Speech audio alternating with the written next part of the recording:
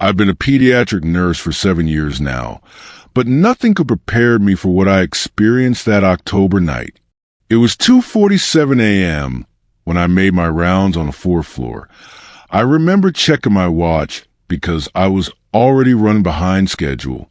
The children's ward was unusually quiet. Too quiet. Most nights you'd hear at least one kid crying or calling out for their parents. But that night, the silence pressed against my ears like cotton. The fluorescent lights hummed their monotonous tune as I walked down the corridor, my sneakers squeaking against the linoleum.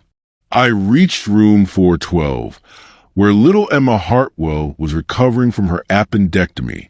She was only 8 years old, sweet kid with blonde pigtails who loved drawing pictures of unicorns. I pushed open the door slowly, not wanting to wake her if she was sleeping. What I saw made my blood turn to ice. Emma was tangled in her sheets, like a fly caught in a spider's web. Her small body was shaking, not just trembling, but convulsing with such violent force that the entire bed frame rattled against the wall.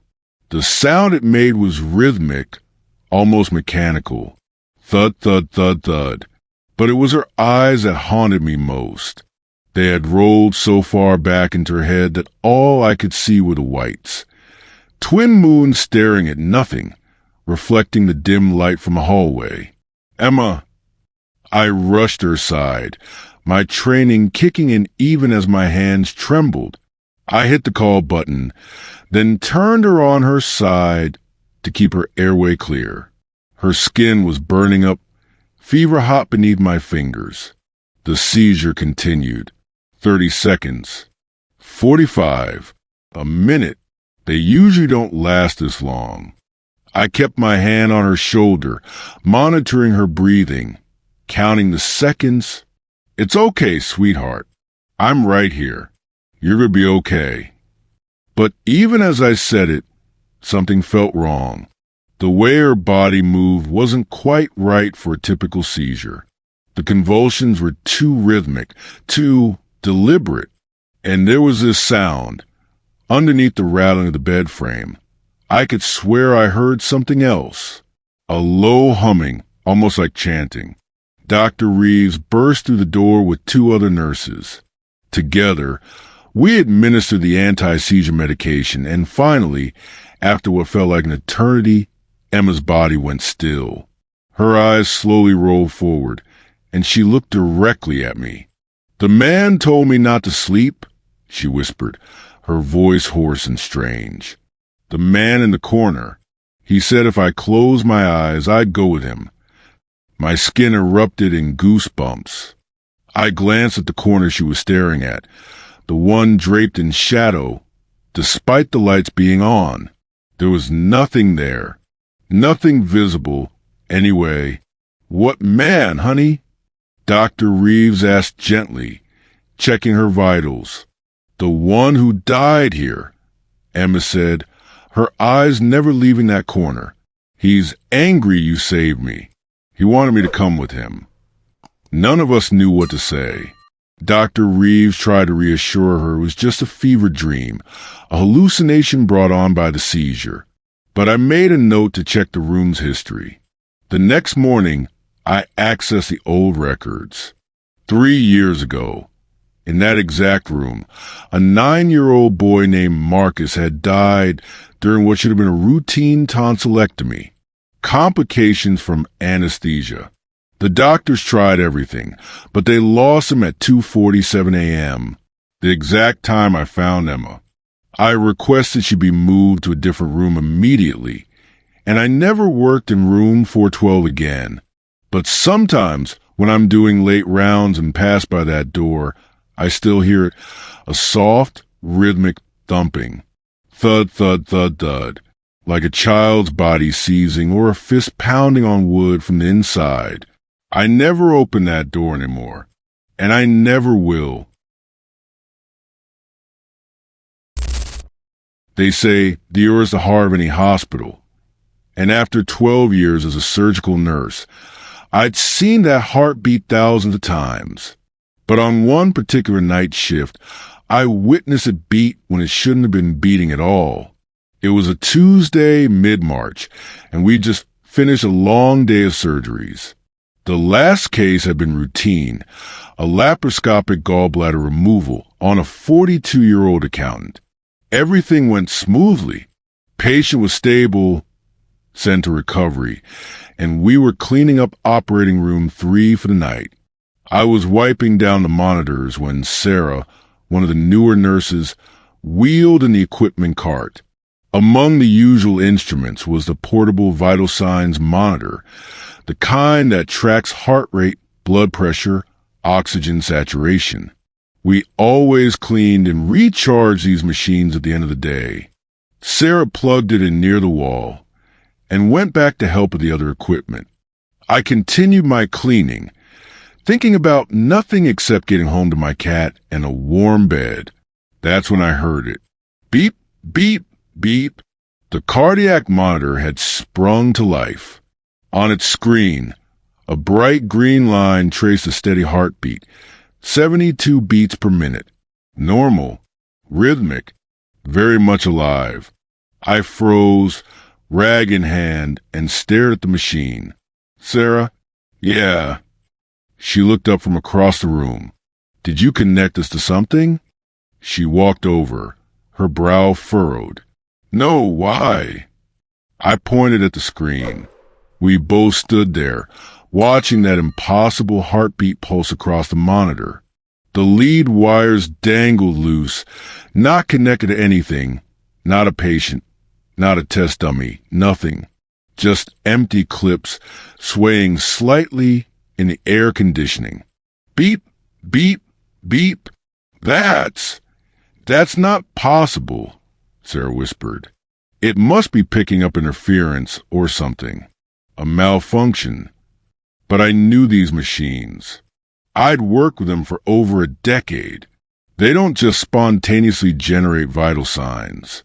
They need to be connected to someone, to a living body, to display a heartbeat. I reached out to turn it off, but Sarah grabbed my wrist. Wait, look at the timestamp.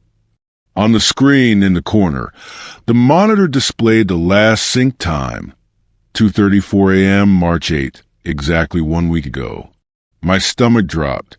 I knew that date. I knew it because I'd been in this exact room when it happened. We all had. March 8th, the emergency case. The 34-year-old woman who'd come in for what should have been a simple appendectomy. No complications. No red flags. She was young, healthy, no underlying conditions. But something went wrong with the anesthesia. Her blood pressure dropped suddenly, catastrophically. We'd tried everything, every protocol, every drug, every desperate measure. Dr. Chun had performed chest compressions for 20 minutes straight while the rest of us scrambled. She flatlined at 2:34 a.m., the same timestamp now glowing on this monitor. Sarah, I said slowly, my voice barely steady, was this the machine we used on that patient? The one who died? She checked the equipment tag, and her face went pale. Yes. Or 3 monitor 02. It's the same one. The heartbeat on the screen continued its steady rhythm. Beep, beep, beep. But now I noticed something else. The heart rate was gradually increasing. 72, 75, 80, 85. It's speeding up, Sarah breathed. Why is it speeding up? 90 beats per minute. 95, 100. The beeping grew faster, more frantic, matching the rising panic of my chest. Unplug it, I said. Unplug it right now. Sarah yanked the cord from the wall. The screen went black instantly, the room falling into silence. We stood there in the dark, or breathing hard, neither of us willing to speak first. Finally, Sarah said what we were both thinking. She was 34 years old. She had her whole life ahead of her. She wasn't supposed to die here. I nodded, unable to find words. Maybe, Sarah continued, her voice cracking slightly, maybe she doesn't know she's gone. We left the ER quickly after that, making sure to close and lock the door. I filed a maintenance report on the monitor, claiming it was malfunctioning. 2 days later, I heard it had been removed from service and sent out for repairs. The technicians found nothing wrong with it, but I know the truth, and I know why that heartbeat was racing at the end. She wasn't just confused or lost. She was scared, terrified of whatever she'd found on the other side, desperately trying to claw her way back to the living. Sometimes, late at night when I'm in OR 3, I still hear it, faint beneath the hum of the ventilation system, barely audible over the sound of my own pulse pounding in my ears. Beep, beep, beep. Faster, always getting faster. I don't work in OR 3 anymore if I can help it. And when I do, I make sure every single monitor is unplugged before I leave, because some heartbeats aren't meant to keep beating.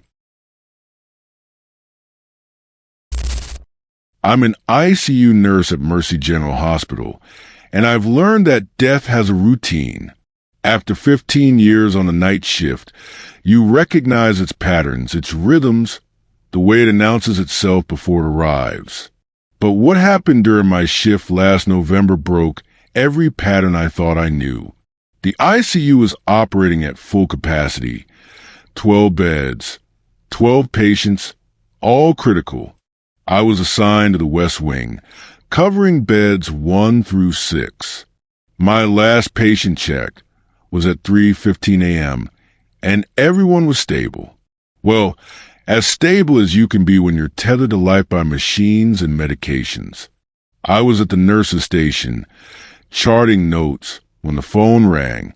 Not the normal line, the old phone, the beige rotary phone that sat on the corner of the desk, the one nobody ever used because it wasn't connected to the hospital system anymore. It was a relic from the 70s that administration kept meaning to remove but never got around to. I stared at it as it rang.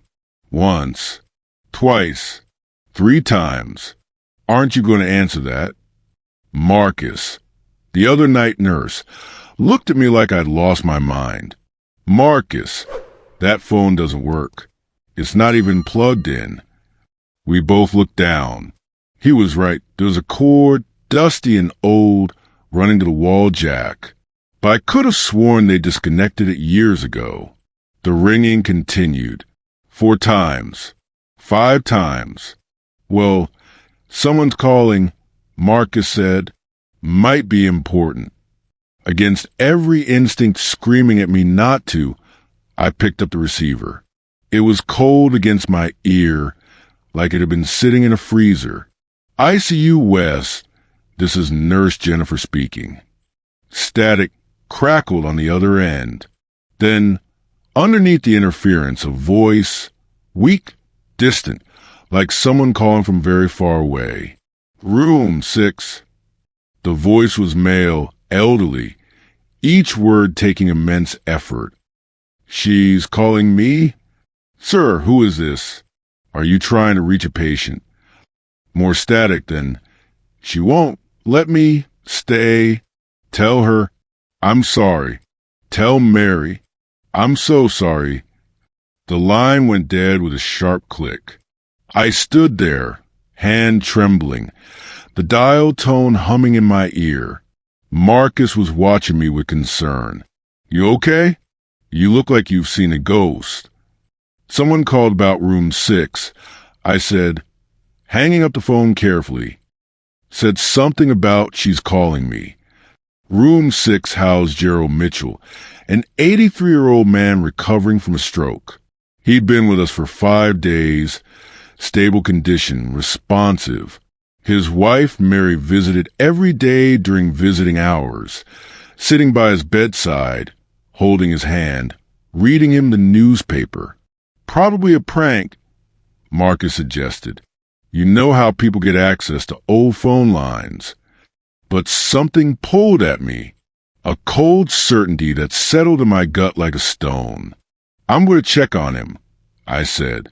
The walk to room 6 felt longer than it should have.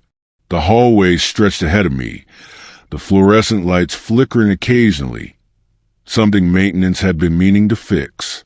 My footsteps echoed too loudly in the silence. I pushed open the door to room 6.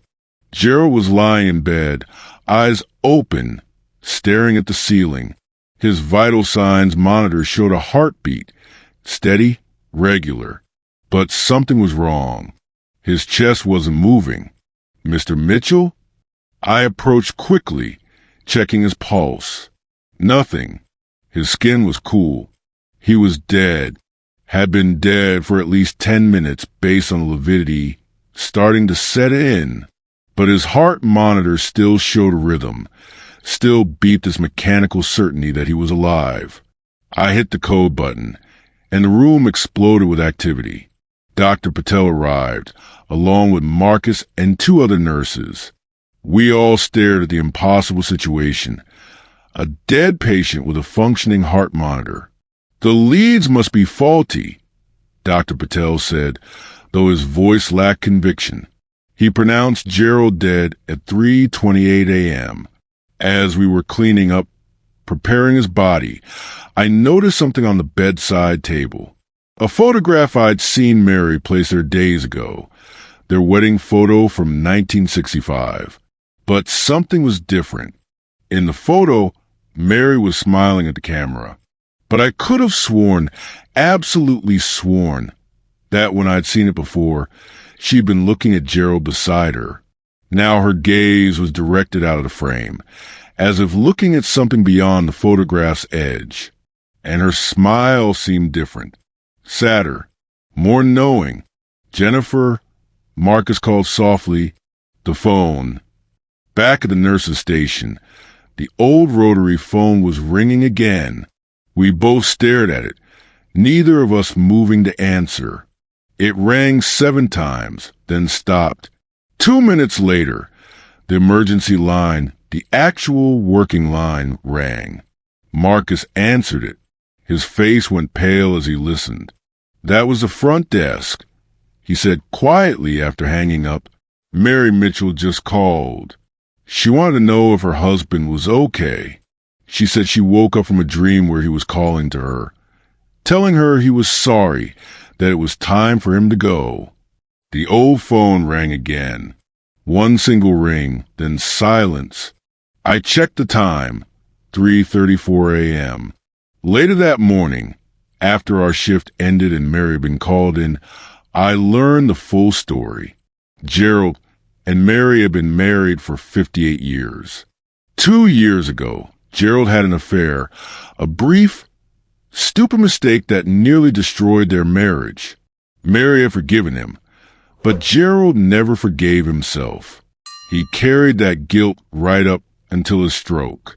His last conscious words before the stroke had been, "I need to tell Mary I'm sorry."